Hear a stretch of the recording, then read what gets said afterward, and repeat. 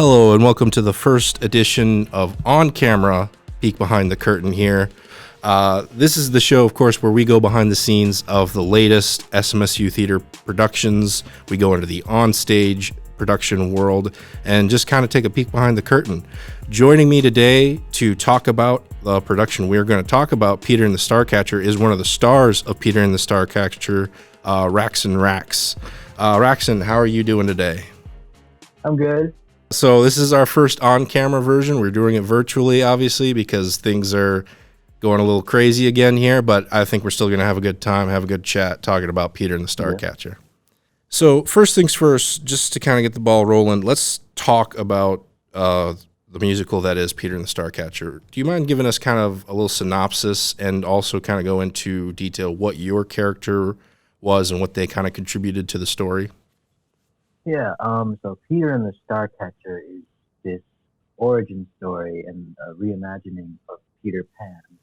You follow Peter Pan when he's just an orphan boy with no name, and you follow him through his adventures from being an orphan boy inside of a crate on a ship, all the way to being free on this island that he later named Neverland after the ship that he was on. You also follow Molly, a Starcatcher, who is on a mission to get to Rundoon and meet her father at Rundoon, but something goes awry on her father's ship, the Wasp, when a certain pirate known as Black Stash, that's the character I play, hijacks the ship and stuff and the cargo that was on the ship, Star stuff, and things go from there. Yeah, so specifically even the Star stuff, this is essentially, from what I picked up, kind of like the quote-unquote pixie dust that is kind of known in the Peter Pan lore that kind of helps him eventually, spoiler alert, fly and become the boy who kind of flies and stay young. But yeah, as you mentioned, it's an origin to Peter Pan. I'm a huge fan of the Peter Pan character. So going into this, I was really looking forward to kind of seeing this take on the origin. And I thought it was really entertaining. But yeah, let's kind of talk about some of the big things that led to before we actually got to see this on stage. Every production goes through hurdles or has to jump through hoops. But you guys had a very particular hoop to jump through early on. This play was going to originally premiere back in the spring semester, and you guys had kind of started some early rehearsals, and then everyone went home for spring break, and that's when all heck broke loose with the COVID-19 pandemic. And so I guess really my question is, so you guys have kind of started, you've gotten the ball rolling on this production, and then all of a sudden it just wasn't happening. What was kind of going through your mind at that moment? When I was at home, we were still, every day of the break, we were still like planning around COVID, what we could do, what the limitations were, how many people we would be able to fit in the theater at once. But then as things got worse and we weren't going to be performing anymore, I'll be honest, in my house, I was like, does that mean I could shave now? Because like my hair, like at the time, my hair was like extremely long. Like I had more hair on top and like here and then everywhere, and I was like, so that means I can shave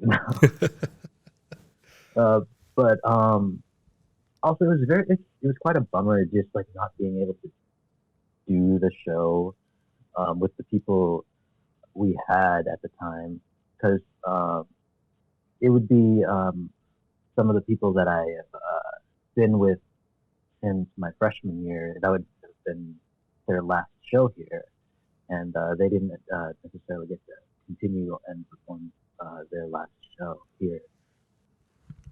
So then let's jump. It's like almost 4 or 5 months after all that happens, and it's announced, okay, we're going to try this again. It's announced Peter and the Starcatcher is going to be the fall semester kind of production. So then, like, are you thinking to yourself, like, great, this is another chance? Or are you still kind of like worried, like, why kind of set us up for this excitement if it's going to all get shut down or taken away from us again? I guess really my question is what's going through your mind at that point? When it was announced that the banquet, which is something that we do at the end of every spring semester, uh, it was announced that we would continue. I was very excited because I kind of just wanted to finish the show. Like we had something, we had a good thing going, but we never had a finish. And so having that continuation for me, I was excited to be specifically in that character of Black Stash, because Black Stash he's a fun character to play in general. And so it was a little bit worrying when it had to do with all the all the stuff that we didn't know yet about COVID and like all the uncertainty that we had to go through. Um, but as time went by, I was like, I'm glad I get to see my theater family again. Yeah. Well, you even mentioned earlier on before the show basically got canceled or postponed, whatever you want to call it, back in the spring, you guys were already trying to figure out the best ways to have this safely for the audience. But this is at a time when it was early on in the pandemic for us in the Mm-hmm. U.S. Things were constantly changing. I look back to how we looked at things then, and it's very different how we're kind of looking at it now as far as some of the rules and regulations. So, like, was a lot of the stuff you guys had already kind of pre-planned? Did you have to like scrap all of that, or did you still kind of have a little bit of a foundation on how to go into it going into the fall? I think Nadine, who's like our producer and our director, and basically our mother as well, she did her best to negotiate with uh, as many people as possible to find what would be the right call in terms of running the show. So we were always aware. She'd always give us updates on like, here's what we're gonna do, and this is when we're gonna do that. And when the call was to like not have any more live performances during this time, she was on the ball, like giving us like updates like right away. And so we always had some sort of idea about what we were doing when it came to handling the show, thanks to Nadine. So let's kind of talk about the rehearsal environment. Like I kind of mentioned before, every production on a normal year has its challenges, has its difficulties. What was the environment when you guys were kind of like first kind of back on stage? Again, like you mentioned with your theater family, was there sort of like this uneasiness? Because again, we just didn't really know a lot about how to do this safely. Was it just nice to see everyone and just kind of put all that behind you? What was it like? Yeah, I feel like I didn't. I feel like I didn't even have to worry when I came back. We were all in masks, and I feel like we were used to it by now, just being in masks. Um, Going out of the house, uh, that would have been challenging for many people. But I feel as though after our read through, like through the course of that read through, we were just like, yeah, man, I'm really glad I'm back on stage and like doing theater again.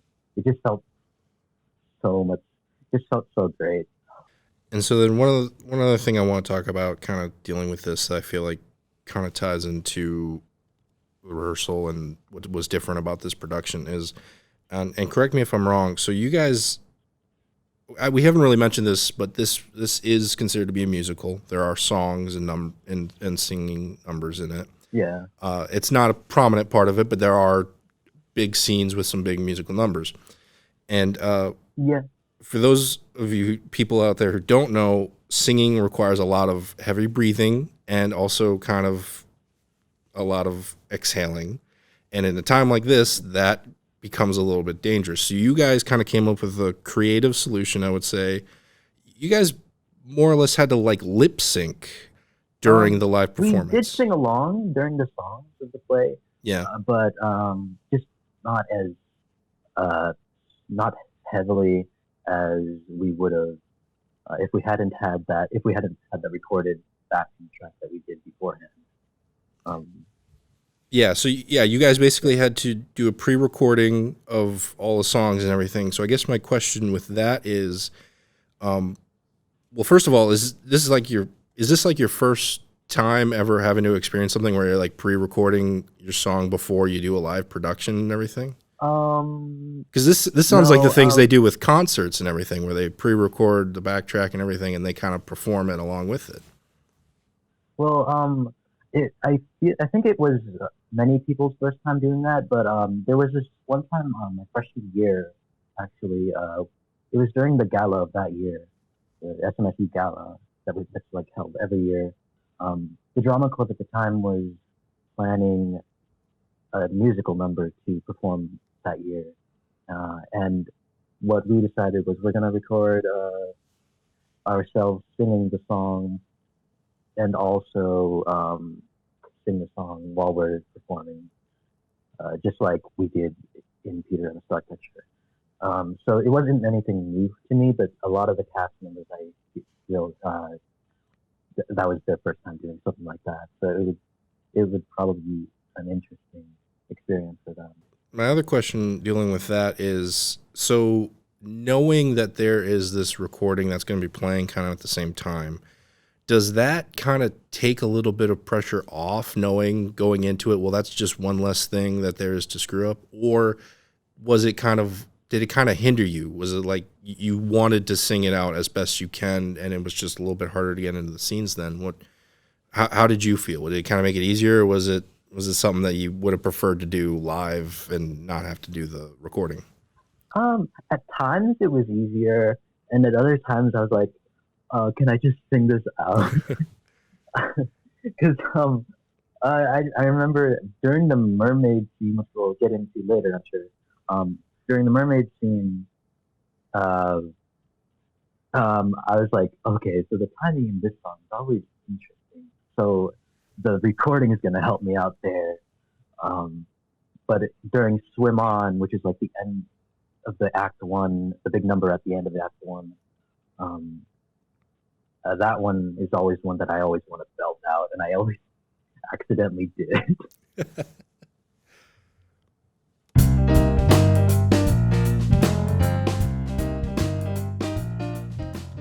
And that sound means it is time for the intermission, where we kind of promo some of the upcoming productions here for the SMSU Drama Department. Raxon, what do we have to look forward to here? What's one of the ones you guys got coming up? The next one coming up is Clue the Musical, based on the famous board game Clue. And those dates, it was originally set for December, but it was moved back due to certain circumstances. Mm-hmm. That's just what we're going to call it from here on out, just certain circumstances. That's the code word now. Yeah. So the new dates are January 28th through the 31st. And it's a fun show. Like even though there were fun songs in Peter and the Starcatcher, I always had the Clue songs in my head, no matter what. So yeah. Yeah, I'm a big fan of the Clue movie that came out in the 80s. I've not been great at the board game, but regardless, I'm still looking forward to this. I think this will be pretty good. Yeah, y'all should come if you can. It's an interactive experience, so you get to guess who the killer is,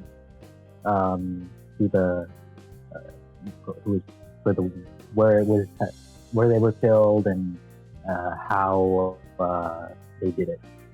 And at the beginning of the show, it's interesting.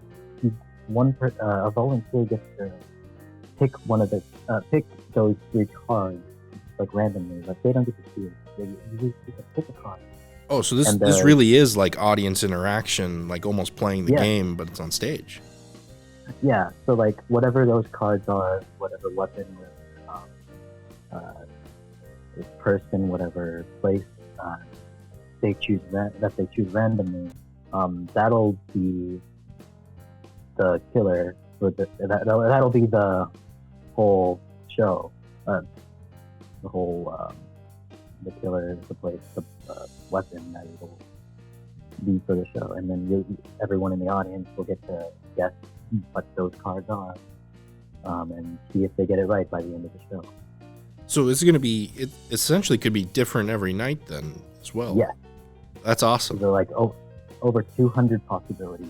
Over 200 possibilities. Well, now you guys have to do 200 performances, right? You have to cover them all now, right? Oh god. Yeah. I don't even know how long would that show even be. Even if you did like 3 performances a day, that'd be like months, and that's Broadway levels of commitment there. Yeah, it's Broadway levels, professional levels. Yeah, like you said, everything's kind of fluid here as far as dates and everything. But for those of you out there, be on the lookout for that announcement. Sounds like a really great time, really great show. Like I said, love the movie. Yeah. I'm not great at the board game, but I think that'll make just this experience even better. I'll have to keep playing the board game and train myself before the performance now, so that way I'm ready for it.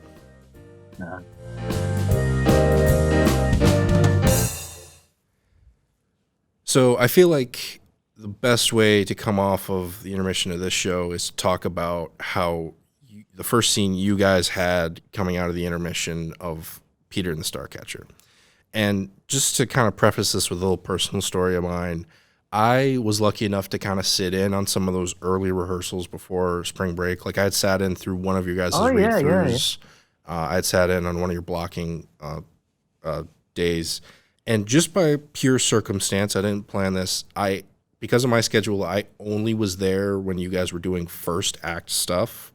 So going into this, watching this for the first time, I knew kind of how the first act was going to go. I kind of was familiar with that. I was completely blind to the second act. I had no idea what was going to happen. I had no idea what was going on. So opening night, I was helping out one of the guys here at SMSU who we were asked to do a multi-cam recording of the performance because, again, we didn't know how long you guys were going to be able to perform, limited seating. Mm-hmm. We wanted to make sure there was a copy of it so people could see it if they weren't able to. Yeah. And so I was helping them out with that. And first act is over. I took my camera backstage because I was going to do some adjustments on it and just make it easier for me to control. And as I'm working on it, I'm doing some last minute adjustments. You guys are starting to get ready for the second act, and I am seeing everyone in these like mermaid costumes. Yeah. It's almost every cast member, if I'm not mistaken. It's like, yeah. So I'm sitting here backstage getting ready for the second act, and all of a sudden I'm seeing, let alone remember, it's like your guys' original costumes with a mermaid costume kind of like over it, kind of. In some people's cases, especially. So I'm seeing people with these fins and shell bras and everything, and I'm sitting there thinking, what do you guys have planned for this second act?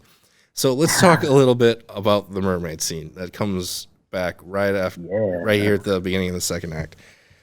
So was there any resilience from some of the male cast members, especially to do this? Because I know if it were me personally, you'd have to drag me onto that stage kicking and screaming, probably. I feel like they were the ones most into it. Oh, really? Yeah. They were like, yeah, give me a skirt and we'll wiggle around. Because it's theater. We as actors just want to have fun up there. We want to play, as we would. And all of us, when we saw, I feel like all of us, when we saw our costumes during our fitting, we were like, oh man, this is awesome. And then by the time dress rehearsals came around and the costumes were finalized, we were just like, oh, it's even better. And yeah, so I feel everybody involved in that scene, just every part of that scene was just fun. From like beforehand, when we didn't have all the costumes, when we were just doing the choreography. Aviana is such a great choreographer. managed to wrangle all of us, this huge cast of people, and make us move well as choreographers do. And uh, somehow it was just amazing as it just evolved into this great amalgamation of pretty and funny, and it was just fun to do. And then once the costumes were implemented, it just bolstered everything up 100%. I could always hear Mary and Brady, who were the people in the booth. Um, we could always hear their laughs whenever this jumping scene came and the shells started clinking together. Yeah, like you mentioned, there's a lot of moving parts. Again, like almost like 95% of the cast is on stage here, and yeah, the costumes look. It is Yeah, kind of Kat funnier. Smith, who is the costume designer and the set designer, she really did a great job on the costumes, and it's just amazing. Yeah, but I feel like that's a good transition into kind of what I want to talk about more, especially with the second act, is the comedy of this production because Mm-hmm. it's the mermaid scene is such a great way to like kind of introduce some more comedic elements because I feel like, at least in my opinion, the ending of that first act, although has comedic elements, it is kind of serious almost because this is like, oh my god, all this stuff is going down. Like we don't know where our heroes are at. The bad guys are kind of Yeah. descending on them, especially. It's kind of that moment of levity. Like, okay, that was all crazy, but we're here to have a good time, and it's a good reminder of that. Hmm. But also with the comedy elements, I just gotta say, I think your portrayal of your character has some of the funniest moments. So I want to talk to you about comedy and techniques on stage. Obviously, Okay. timing is such a huge part. What are some of the things you've learned over the years that have helped you kind of become better comedically on stage, or just what are some of the things you found interesting? When it comes to comedy, yeah, timing is your best friend, and you and every time you do something funny, you always have that sort of comedic timing in your head. Or some people, I guess some people, it's like know what it like when you kind of feel it. You're like, oh, this is where I can tell this joke. This is my moment. I'm gonna say it right now. I did it. And uh, it's it's that timing is a lot of it, but also the delivery, um, being able to. Just, I feel like I imagine somebody else in my head whenever I'm doing something uh, funny in those lines. Like I took some inspiration from many of the other Captain Hooks uh, that I've seen, the Disney one, the one from the Robin Williams movie. There's this one Captain Hook from this play called a play that from Peter Pan Goes Wrong, which is like just Peter Pan and everything goes wrong. Um, it's a lot of it. It's just this amalgamation. I like that word, amalgamation of like this, every stash that I know, plus all the fun villain characters that I grew up watching, and like the writing is Stash is the way Stash is written here. It also helps um, do that. Well, you bring Help up a with good point also just from villain characters because although you do have some of the funniest moments, he is a very kind of terrifying villain at some points as well. So, what were some of the villains you kind of looked for to inspiration for that? um. There's some a little bit of it is One Piece villains. There's this manga anime series called One Piece, and they have the villains that they have are extremely terrifying. But One Piece does this thing where it's just really good at um, make making the jump from extreme serious moments to comedy in like the snap of your finger, and that's kind of like what I kind of wanted. A lot of it was like that walk. I had a walk in my head.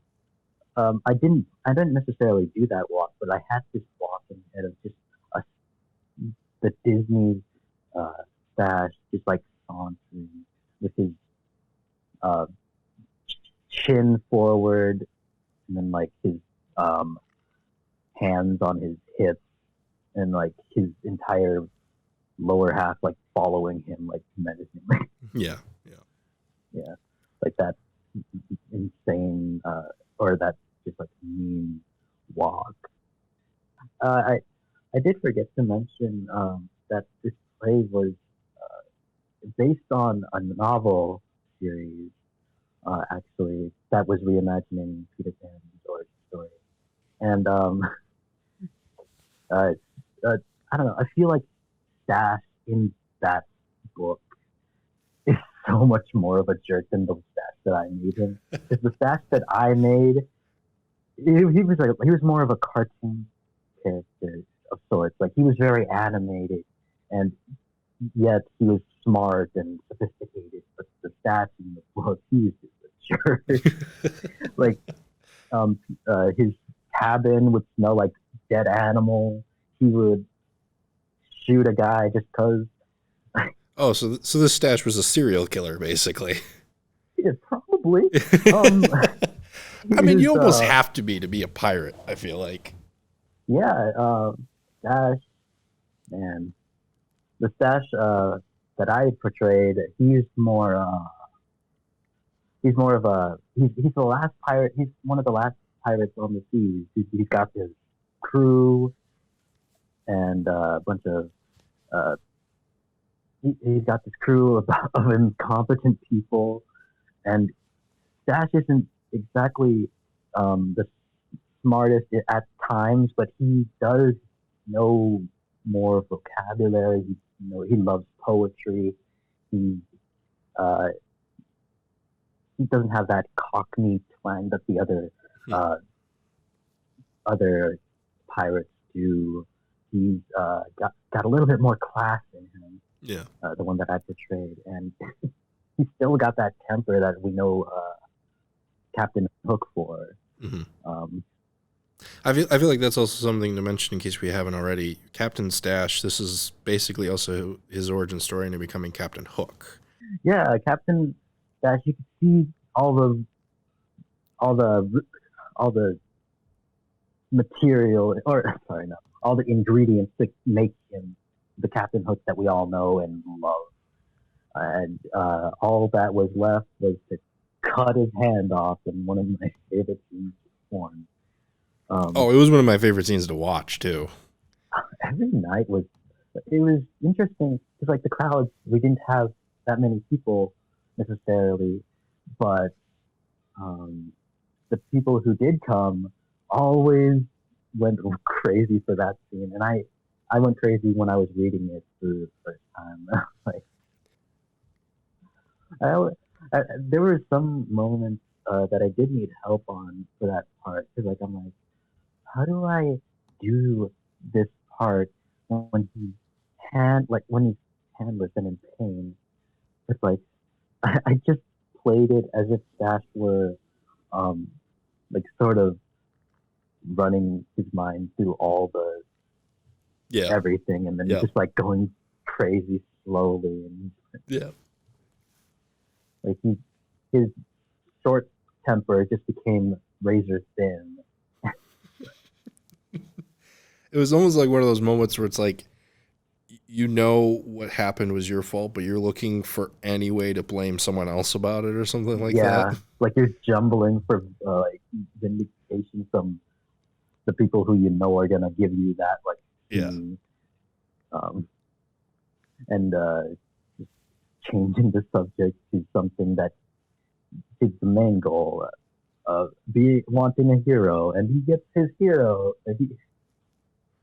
good for Stas, man. Yeah. He achieved his goal of wanting a bona fide hero This is to his make him highlight. This is whole. his high point, and And then yes, the hand, he doesn't need it. He'll find something to replace it. I wonder yeah. what it'll be. Well, Yeah. we're kind of running towards the end here on time, Okay. so just some final thoughts here. What were some? Was there like a highlight or a favorite moment, whether from the rehearsal or from the actual performances that stuck out to you? Like, man, this was a funny moment or a great moment that you'll kind of always cherish or remember. I liked working on two shows. Uh, let me explain. So in the show that we had prepared before spring break, there was a large difference in the cast members we had from that show compared to the cast we have in the show that we performed. Um, as I said, many people who were graduating that year was in that show and couldn't make it to the other cast. So it was a completely different interpretation. Uh, each character from whoever played it then to whoever played it in the final product. And it was interesting seeing all those parallels, all those different, actually all those differences between the spring cast and the fall cast. The fall cast had a whole bunch of new people that I haven't seen, and like they're all fun to work with. They're all um, ready, just like they're all ready to like just jump in and do the play. It gave me more of a certainty that I'm on my last year here, and I'm like, I wonder, I'm like, I wonder if this theater department is going to be in good hands when I'm gone. And after this show, it kind of solidified that I'm I had nothing to worry about. There was absolutely nothing to worry about with all these new people coming in and just rocking it. It was really fun to see.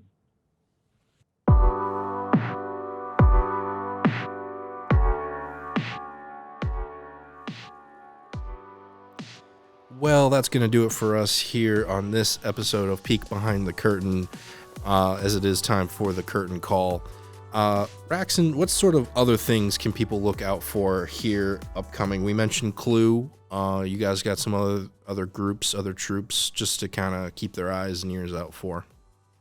Yeah, Clue runs January 28th through the 31st, and the Take Two Improv troupe will eventually have a show at some point. Not necessarily this semester, but you can count on us doing one someday. I believe Wind in the Willows is another show that's coming later on in the semester, next semester. Yeah, I always highly recommend the improv troupe because I always leave that place crying, laughing when I get a chance to see you guys. So any shows I really look forward to for those. Well, Raxon, I'd like to thank you once again for coming on the show and talking Yeah. to me about Peter and the Starcatcher. I thought it was a really great conversation. If you're watching this on YouTube, be sure to subscribe to this channel so that way you can get new episodes of Peek Behind the Curtain every month. We'll try and talk about different topics every time now. It's not always about specific production. We try to cover general topics as well. For myself and Rax here, I'd like to thank you so much for watching and taking a peek behind the curtain with us.